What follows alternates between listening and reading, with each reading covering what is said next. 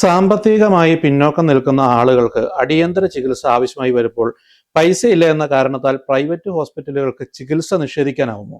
Government ആശുപത്രികൾക്ക് ഏതെങ്കിലും കാരണങ്ങൾ പറഞ്ഞ്, ഉദാഹരണത്തിന് ബെഡ് ഒഴിവില്ല, സാങ്കേതിക സംവിധാനങ്ങളില്ല എന്നൊക്കെ പറഞ്ഞ് എമർജൻസി ട്രീറ്റ്മെന്റ് നിരസിക്കാൻ സാധിക്കുമോ?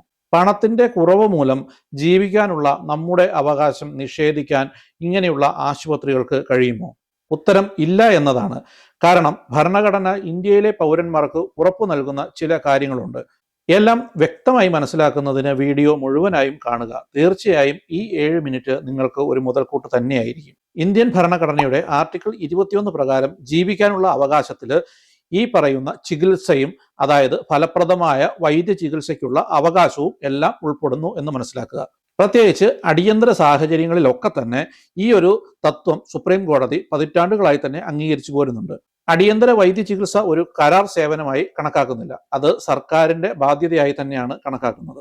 Parmanand കത്താര versus union of India എന്ന കേസിൽ സുപ്രീം കോടതി വ്യക്തമായി തന്നെ പറഞ്ഞിട്ടുണ്ട്, എല്ലാ ഡോക്ടർമാർക്കും ആശുപത്രിക്കും, അതായത് സർക്കാരായാലും സ്വകാര്യ ആശുപത്രി ആയാലും, ജീവൻ രക്ഷിക്കുന്നതിന് ആവശ്യമായ വൈദ്യസഹായം ഉടനടി നൽകേണ്ട കടമയുണ്ട് എന്ന്. സാമ്പത്തിക പ്രശ്നങ്ങൾ, അതല്ലെങ്കിൽ നടപടിക്രമങ്ങൾ, അല്ലെങ്കിൽ ഭരണപരമായ പരിമിതികൾ, ഇതൊന്നും തന്നെ ഈ ഒരു അടിയന്തര ചികിത്സയെ ബാധിക്കാൻ പാടില്ല എന്ന് തന്നെ സുപ്രീം കോടതി വ്യക്തമാക്കിയിട്ടുണ്ട്.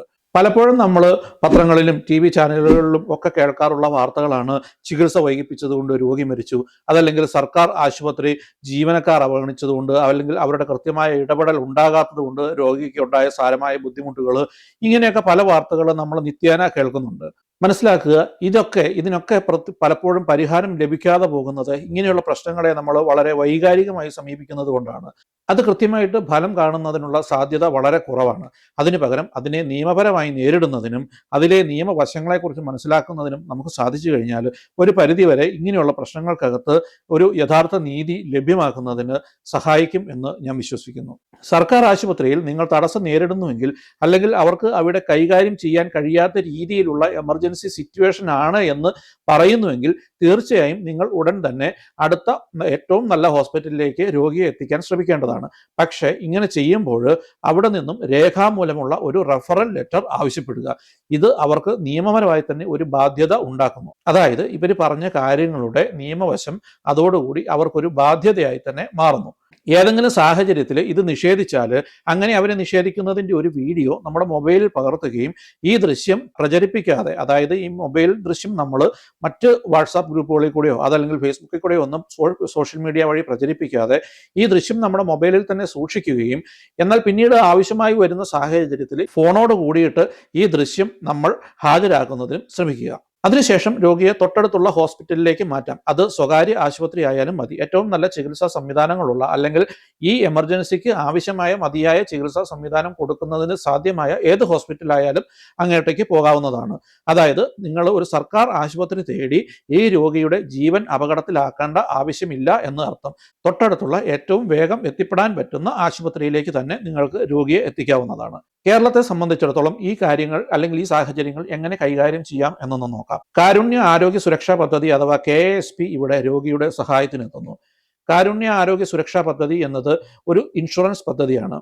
ഇത് പ്രകാരം 5 ലക്ഷം രൂപ വരെയുള്ള ചികിത്സ സ്വകാര്യ ആശുപത്രികളിൽ ലഭിക്കുന്നതാണ്.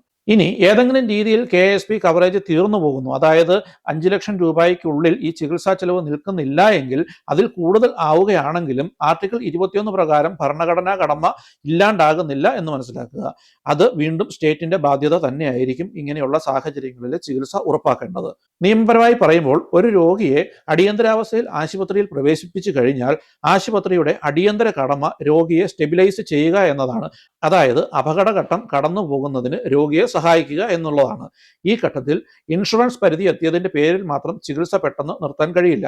അടിയന്തര പരിചരണം ഉൾപ്പെടുമ്പോൾ ആശുപത്രി പൊതു ആശുപത്രിയാണോ സ്വകാര്യ ആശുപത്രിയാണോ എന്നത് പരിഗണിക്കാതെ തന്നെ ഈ വ്യവസ്ഥകൾ ബാധകമാണ്. രോഗി അപകടാവസ്ഥയിൽ തുടരുന്നിടത്തോളം പണമില്ല എന്ന കാരണത്താൽ ജീവൻ രക്ഷിക്കുന്ന ചികിത്സ പെട്ടെന്ന് നിർത്താൻ സ്വകാര്യ ആശുപത്രികൾക്ക് നിയമപരമായി കഴിയില്ല. അപകടാവസ്ഥ നിയന്ത്രണത്തിനാക്കിയതിനു ശേഷം മാത്രമാണ് സർക്കാർ മെഡിക്കൽ കോളേജുകളിലേക്കോ അല്ലെങ്കിൽ മറ്റേതെങ്കിലും ആശുപത്രികളിലേക്കോ ഒക്കെ രോഗിയെ മാറ്റുന്നതിനെ കുറിച്ച്, അല്ലെങ്കിൽ സർക്കാർ പിന്തുണയോടെ അവിടെ തന്നെ തുടരുന്നതിനെ കുറിച്ചോ ഒക്കെ ചർച്ചകൾ നടക്കൂ. എന്നിരുന്നാലും ഇങ്ങനെയുള്ള സ്വകാര്യ ആശുപത്രികൾ ഈ രോഗിയെ സുരക്ഷിതമായി മറ്റൊരാശുപത്രിയിലേക്ക് ഷിഫ്റ്റ് ചെയ്യുന്നതിന് വേണ്ടിയിട്ടുള്ള എല്ലാ സജ്ജീകരണങ്ങളും സാധ്യമാക്കണം എന്ന് തന്നെയാണ് നിയമം പറയുന്നത്. ഒരു സർക്കാർ ആശുപത്രിയുടെ പ്രാരംഭ പരാജയമാണ് രോഗിയെ സ്വകാര്യ പരിചരണത്തിലേക്ക് നിർബന്ധിതനാക്കുന്നത് എങ്കിൽ, അതായത് ഏതെങ്കിലും സാഹചര്യത്തിൽ നമ്മൾ സർക്കാർ ആശുപത്രിയെ സമീപിക്കുകയും അവരുടെ അനാസ്ഥ മൂലമാണ്, അല്ലെങ്കിൽ അവര് കൃത്യസമയത്ത് വേണ്ട രീതിയിൽ കൈകാര്യം ചെയ്യാത്തതിനാലാണ് നമുക്ക് ഒരു സ്വകാര്യ ആശുപത്രിയെ സമീപിക്കേണ്ടി വരികയും ചികിത്സ തേടേണ്ടി വരികയും ചെയ്യുന്നത് എന്ന് ആ ഒരു സാഹചര്യമാണ് നിലനിൽക്കുന്നത് എങ്കിൽ, ഈ ഒരു പ്രശ്നം അധിക ഭരണഘടനാ പ്രശ്നമാകുന്നു. സർക്കാർ സ്ഥാപനങ്ങൾ അവരുടെ പ്രാഥമിക കടമയിൽ പരാജയപ്പെടുമ്പോൾ തൽഫലമായി ഉണ്ടാകുന്ന ഭാരം ഒരു സാമ്പത്തികമായി പിന്നോക്കം നിൽക്കുന്ന പൗരന്റെ മേൽ അടിച്ചേൽപ്പിക്കാൻ കഴിയില്ലെന്ന് കോടതികൾ കൃത്യമായി തന്നെ പറഞ്ഞിട്ടുണ്ട്. ഇൻഷുറൻസ് പരിധി പരിഗണിക്കാതെ ആർട്ടിക്കിൾ 21 പ്രകാരമുള്ള സർക്കാരിന്റെ ബാധ്യത കൃത്യമായി തന്നെ ഈ സാഹചര്യങ്ങളിൽ നിലനിൽക്കുന്നു. ഇൻഷുറൻസ് പരിധിയൊക്കെ അവസാനിച്ചേക്കാം, പക്ഷേ ജീവൻ സംരക്ഷിക്കാനുള്ള കടമ അങ്ങനെയല്ല. ചികിത്സ രോഗി അപകടാവസ്ഥ പിന്നിടുന്നത് വരെ തന്നെ തുടരേണ്ടതാണ്. ആവശ്യമെങ്കിൽ സുരക്ഷിതമായ ആശുപത്രി മാറ്റവും ഉറപ്പാക്കണം. ഭരണപരമായ പരാതികൾ, മനുഷ്യാവകാശ നടപടികൾ അല്ലെങ്കിൽ ഭരണഘടനാ പരിഹാരങ്ങൾ എന്നിവയിലൂടെ ഉത്തരവാദിത്വത്തിന്റെ അന്തിമ നിർണയമൊക്കെ പിന്നീട് നടക്കാം. എന്നാൽ അടിയന്തര ഘട്ടത്തിൽ നിയമം വ്യക്തവും വിട്ടുവീഴ്ചയില്ലാത്തതും തന്നെയാണ്. ഓർക്കുക, സാങ്കേതികത എന്ന് പറയുന്നത് പരിഹരിക്കാൻ കഴിയുന്ന കാര്യം തന്നെയാണ്. എന്നാൽ ജീവൻ വളരെ അമൂല്യമാണ്. അത് സംരക്ഷിക്കേണ്ട ബാധ്യത സ്റ്റേറ്റിന് ഉണ്ട്. ഏതൊരു അടിയന്തര സാഹചര്യത്തിലും ആളുടെ ജീവൻ രക്ഷിക്കുന്നതിനായിരിക്കണം മുൻഗണന കൊടുക്കേണ്ടത്. അതിൻ്റെ ചിലവുകൾ കൈകാര്യം ചെയ്യുന്നതിനുള്ള കൃത്യമായ സംവിധാനം നമ്മുടെ രാജ്യത്തുണ്ട്.